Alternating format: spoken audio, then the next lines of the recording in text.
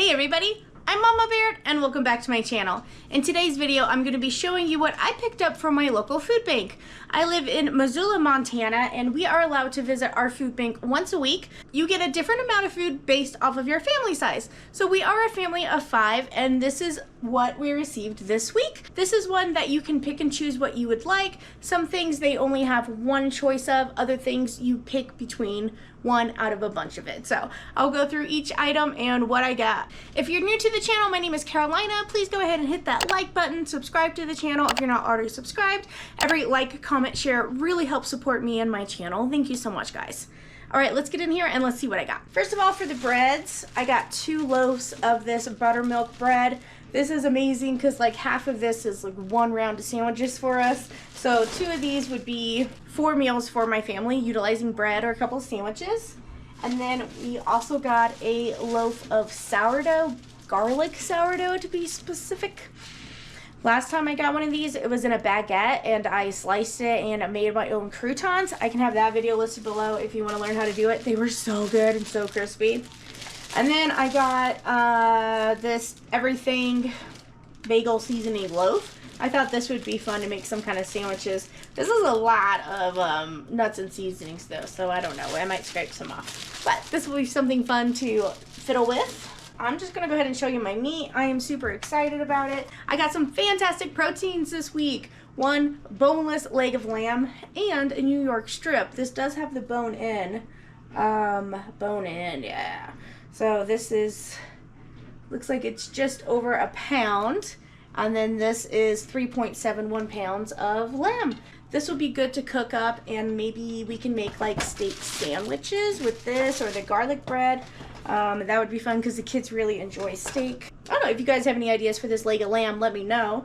This would be something fun to do. Last time I got one of these, I grounded it up and made burgers. So I've also canned this where I've just cut it and I've just sliced it and diced it and then raw pressure canned it and cooked it and had it on the shelf. So I have that as well. So I'm looking for something new. If anybody has any ideas, please let me know in the comments below. All right, now for over here, I got 1 bag of flour. And then they had some laundry soap here, pre-portioned, so I grabbed this. And then I was able to get this big thing of masa. It's masa flour, so I think it's just half cornmeal, half flour. And you can make your own tortillas with this. That would be fun to do. Maybe we can make steak tortilla or steak tacos. So yeah, I was able to get a big old pound of this. This is, I think, a 5-pound bag. Oh, 4.4, I was close. Any ideas on what this would be good for, please let me know. I would love to start utilizing this. This can save us a lot of money on tortillas if I can get down how to make my own. And then they had dog food, so I got a big bag of dog food for my 2 boys. Then for drinks, we were allowed 1 drink per family member, so I got 3 bottles of water and then 2 cans of Diet Shasta Twist lemon lime soda. And then we got these 8-ounce shelf-stable milks. So that was nice. They had a lot of those. Each household, no matter how many, was allowed 8. And then I got this big bag of almonds. These are pretty small too, so they're perfect for snacking. I just did a short on some cinnamon sugar almonds. Oh, those are so good. But I'm going to do something different this time. Maybe I can make a spicy one instead of a sweet one. And then I got this little thing of a chili lime goat cheese. This looked interesting. I bet it's good. It's probably not that spicy, but I'll have to figure out something to do with that. And then produce-wise, I got Roma tomatoes, some of these small Granny Smiths, and then 3 beautiful bell peppers. Look at those. So 3 bell peppers. And then they had so many blueberries that they weren't going to hand out because some of them had mold in them, so I had to go through them all, but they gave me unlimited, and they had so many. So I think I ended up with a total of 14 packs of those 2 pounds of blueberries, like the organic ones. And I went through them all, and I got out the moldy ones. And not only did I get these 2, but I got 2 more of these that I'm going to turn into jam, and then these we're going to do something with. So definitely a blueberry episode. Look at all these. So grateful for these. Blueberries are so expensive. I saved 2 packs of like picked good ones for the kids to eat when they get home because they love blueberries. All right, and then we got 8 things of applesauce, 2 things of grapes here. They had a lot of grapes, so I got, this says candy hearts, and then just green grapes. And then we also got 1/2 gallon of 1% milk. And then they had some suckers, so the kids each got, oh, I didn't realize this wasn't a blow pop. Whoops. Oh man, oh wait, hopefully that won't be a big deal. And then some suckers here. And this is everything I got from my food bank this week. Wait, I lied. I also have this Chinese dinner. We have this program called Food Rescue. I want to take you through a little bit and explain it some, but it's pretty much, it uses food that restaurants donate. The only restaurant I believe that it does with this food bank is the local Chinese buffet. They will donate any unused food that hasn't made it out to the buffet yet, and then they have a special employee who packages up and puts it in this container, labels it, and it has to be frozen. So they hand it out frozen. The puppy got into it on the way home. But I wanted to show you guys this, and let me explain the food rescue program a little more to you. From their website, it says that their Food Circle program accepts prepared perishable foods from commercial food establishments. Using sanitized containers, excess prepared food is collected at donor establishments by a driver trained in safe food handling. Donated food is briefly stored in our walk-in cooler until it's repackaged into single-serving meals. They are labeled, dated, and immediately frozen for distribution. So that means they can only accept foods from certain establishments and not from home cooks or people just wanting to do it by themselves and then donating food or meals to the food bank, if that makes sense. Here is a list of all the companies that donate. So me saying that the Chinese buffet is the only place, research has proven that that was false. Here's a whole bunch of different places, which I think is amazing. And then after this, there is the grocery rescue. Their grocery rescue program partners with local grocery stores to accept food that would otherwise be set aside for the landfill. Instead, this food is hand sorted for freshness and expiration dates by food bank volunteers to help stock our food bank shelves. Now, here's a list of all the stores that donate, and I think once you see this, you'll understand why there's always an excess of food here. We have so many grocery stores and restaurants and delis that donate any of their extra food that either didn't sell or is going to go bad or just to make specifically for the local food bank. Now this is a lot of stores, but this food bank is also not the only place that it gets distributed around town. All right, well, that is what my local food bank gave to me this week. I have lots of different ideas and projects that I want to do with all the food that I got. I am so grateful. If it wasn't for this food, my family wouldn't be able to eat as well as we do. Now, I kind of want to explain that the food bank isn't like the only place that we get food. People can't survive off of going to the food bank. They still have to buy other stuff. And I know some people get upset that they see someone who visits the food bank then go and buy something else, but you know, we still have to buy things to survive. Not everything's going to be provided at the food bank. Remember to be kind.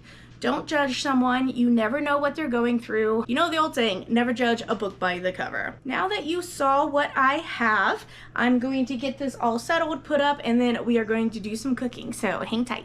All right, I have about 12 cups of blueberries here, and I'm going to be using the Ball low sugar pectin. To my 12 cups of blueberries, I'm going to add 4 cups of water. You could also add apple juice. And then I'm going to turn this on and we're going to get that cooking. And then we're also going to add lemon juice. Now they say sometimes double batching it and making a big batch, it doesn't work, but I think it does fine. So we're going to add 10 tablespoons of lemon juice. All right, here I have 1/2 cup of sugar. I'm going to add the pectin to that, and then we're going to add that and separately from the rest of the sugar. I haven't quite decided how much sugar yet. I can do at least 4 cups, so we'll go from there, and that's the low sugar one. But for these, I need 18 scoops. All right, perfect amount there.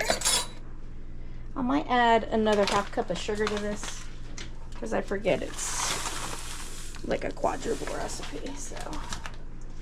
And then we're gonna mix this up. And this is we're gonna add, and then when it comes to a boil, we'll add the rest of the sugar. So 1 cup of sugar, and then this had 18 tablespoons of pectin. And as it cooks, it'll mash. And then it'll be more like, you know, puree, preserves. Blueberry preserves. Oh, it's gonna be so good. All right, we're gonna let this go and then I'll bring it back. All right, our blueberries are coming to a boil here. I also have my water bath canner in the back there. So let's add the sugar and the pectin. And then I've decided I'm going to add 5 cups of sugar to this. So it'd be a total of 6. So we're gonna let this come back up to a boil for about a minute, and then we'll put in the rest of the sugar. All right, now that this is boiling, we're gonna add 5 more cups of sugar. This is 4 and 5. Mama, look, you like it? Mama. All right, we're gonna let this come back to a boil and boil for a couple of minutes, and then it's done.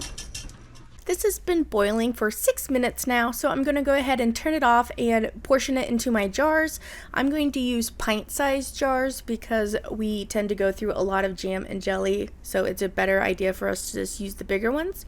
Now, I also use jars that are left over from like pickles or store-bought jams. If they have a metal top with a button that can go up and down, then you can reuse that to water bath. And that's what I choose to do. Some people don't like doing that, and that is totally okay. Then you just get a regular canning jar with a fresh lid, and you can do it this way. Jams are super easy, and water bathing takes no effort at all, you guys. You don't even need any special equipment. Now, I'm not worried about this jam gelling. As you can see here, it is very thick just on the funnel I was using to put them in there. So I think this is going to gel up just fine. After the stage of filling them up, you want to wipe the rims with vinegar. This will help the seal be nice and tight. The one thing that kills a good seal is sugar, and the other is fat. That's why you use the vinegar to cut through the sugar. So with the canning jars, you want to put your rings on fingertip tight, and then with your pickle jars or whatever jars you're using, you want to put them on as tight as you can. Now we're going to go ahead and get them over to the water bath. I have a pressure canner that I'm using as a water bath. If you don't have a canner, all you need is a regular pot with a towel on the bottom, and that's what you can use for a water bath. Now it's all loaded, so let's go ahead and we're going to set a 15-minute timer as soon as it comes to a rolling boil. All right, everybody, this water bath for 15 minutes, and then once it was done, I turned it off and let it sit for 5. So now we are ready to pull them out.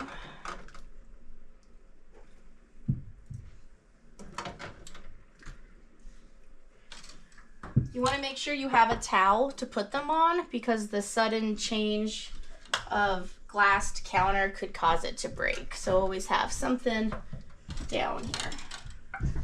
All right, now we just let these wait a full 24 hours. I will probably check on it in the morning though and make sure they all sealed.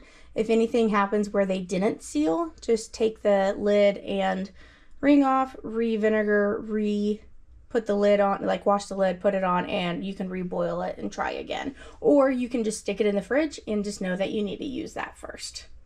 All right, so let's let these sit and we'll check them in the morning. Hey everybody, it is the next morning and every single jar sealed.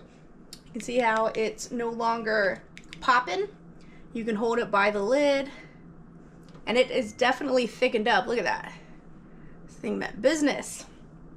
Sometimes it can take up to 24 hours for your jam to thicken up, but just checked it and that works great.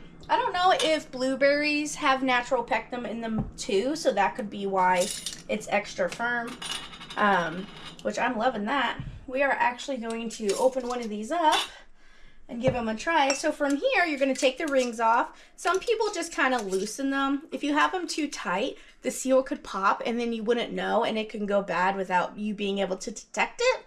It's kind of what they say without it, but some people just loosen it so that way they don't have rings everywhere. I just take them off for now though. And it's a little sticky around the edges here, so we're gonna make sure we hand wash this really well with hot soapy water. Get those clean. And you can see these sealed. I call them reusable jars, but like this was a pickle jar. Here was an old dill relish jar. So this is one that I'm going to give to a friend so they can try it. And then you don't have to worry about getting your jars back if you use these. And then here was an old Alfredo sauce one. So this will be the one that we're going to open. You can see it's closed. I have a bagel with cream cheese here. Happens to be a blueberry bagel. That worked out. All right, you ready? Here we go. Listen for the pop. Yeah. So that definitely sealed all the way. Oh, it smells good. So the blueberries kind of float to the top. That's okay. You can just stir it.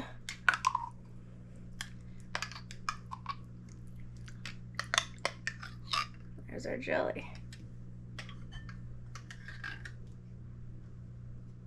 Now another thing you could do is mash the berries more, or you could put them through a food processor, an immersion blender too. I didn't think about that. That's something where you can do to get those blueberries a little smaller if you want more of a smoother and less clumpy, you know, less blueberry. This is more like preserves, because preserves have big pieces of fruit in them.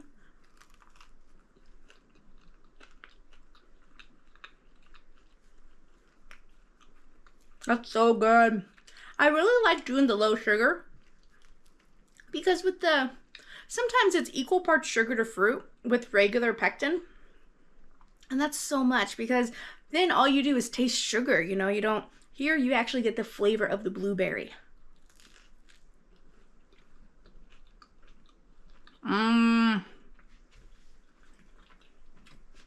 Oh man. If you guys have not started making your own jam or jellies yet, please give it a try. You saw how easy that was. You guys could totally do that. Start saving your glass jars. Start looking for canning jars on sale, or it's about to be garage sale season. Start looking for canning jars equipments that people might be selling. When we finish this, and then I'll bring it back when we're handling the rest of those blueberries.